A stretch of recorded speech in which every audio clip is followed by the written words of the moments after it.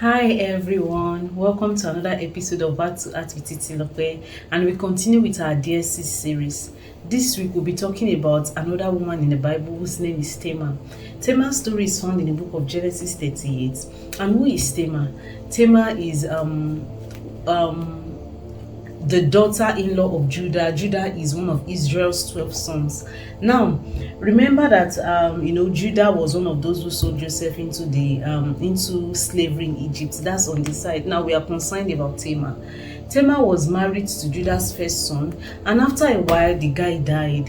And as you know, the custom in Israel, if a man is dead, it's without producing a heir, his brother should marry the woman, to continue the lineage of the family. And of course, the next thing was for the younger brother to marry. So the younger brother married Tamar. Unfortunately, he died again without Tamar bearing any child for him. And so Judah was left with one son. And I think he was lost with the choice of, should my last son marry Tamar? Would he die? Would he not die? And all of that. So, and of course, the last son, whose name was Shelah, was still a young guy, not of marriageable age. And so Judah told Tamar to go back to her father's house and continue to live as a widow till Shelah comes of age and then marries her. And of course, she went, believing everything her father-in-law told her. After a while, she got to know that Shelah was of marriageable age, but her father-in-law wasn't sending for her. And so one day she took a drastic decision.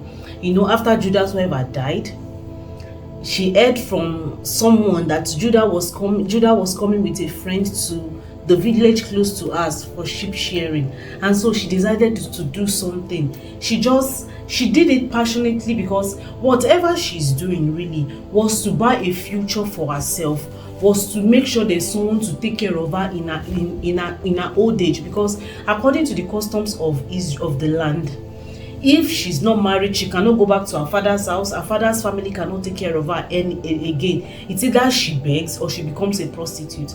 And so she has to go back to her in-laws' place. So she needed to raise a heir. And so when she found out that Judah was coming back to the land, she decided to dress like an harlot. Interestingly, I read a Christian fiction story, and from the Christian fiction, it was written that the harlot clothes she wore belonged to a sister who was a priestess in another land. And so she wore the clothes, and when Judah came into the land, he didn't know she was the one. He saw her, he was attracted, he just wanted a one-night stand and then continue his journey.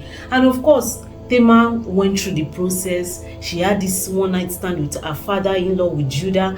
And then after a while, she realized she was pregnant. Now, something happened when she had this intercourse with her father-in-law. Of course, he was supposed to pay her, and then he didn't have anything to pay her. And then he said, okay, take my rod and the mantle of his office, something that is peculiar to him alone. Then when I finally send your payment, you release those things. And she agreed to the terms. She took those things and she went. Now after a while, she became pregnant, and then the family got to know she was pregnant. It was a big disgrace, really. It was a big disgrace, because the father, the punishment for anyone who gets pregnant outside of wedlock, especially someone that has been married before, was to be stoned to death. And her father wanted to do it because there was a back end story I read. Before Tamar got married to the family of Judah, it was more like the father was signing a contract, because he wanted, it was like a business arrangement. So the father was benefiting from the arrangement much more than Tamar was benefiting. So when she came back home after she became a widow, her father was not pleased at all. But then he accommodated her.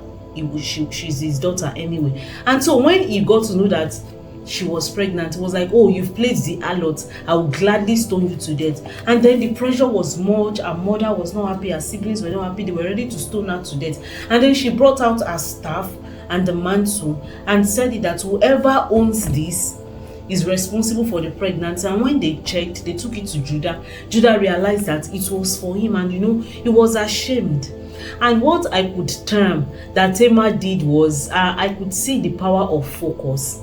This is someone that had been, she had been more like widowhood is what was left to her. Her father-in-law did not fulfill the promise of making the last child marry him. marry her so that she can produce an heir that will take care of her in her old age, and she needed to buy a future for herself. So she was focused, despite the fact that it was years after she was sent back to her father's house that she was able to meet her father-in-law and she committed that act. I see someone who is focused. I see someone who had one simple assignment: to buy a future for herself, to secure a future for herself. And despite odds around her, despite the fact that she was the act was in a way not acceptable, she had to do it. And my question to you today is, how focused are you in what God has called you to do? This happens to a number of us. Of course, we get focused, we really want to get going, and then along the line we might get distracted, or something can just shift us off focus, and then we forget everything. But the thing is that we can always go back to do again. We can shift our focus back to what God has called us to do. And that's the question I am asking you this week. What are you focused on doing? What has God committed into your hands that you have said, come rain, come sunshine, come whatever, I am going to stay focused? And this is a call to us. God has called us, even in our daily life. He has placed assignments in our hands. He has asked us to do things for Him, and it all comes from a place of focus. We can only get to results when we are focused, when we are doing it. And so let's check our focus level. Are we distracted? Have we been have we shifted off focus? This is a time to think about it really and come back in line, to be aligned to what God is calling us to do. Because really, it is when we are focused in the assignment He has called us to do that we will get to have consequences, that we will get to have results really.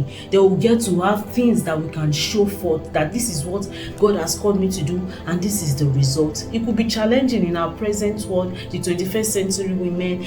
There are pressures all around. You have a family, you have a business, you have a career, you have a job that you have to show up every day. You have people that you are accountable to, people that are accountable to you. And sometimes it might be so easy to let me just hide my head somewhere and just do my thing. But the truth is that we cannot do our thing if it is not God's thing for us.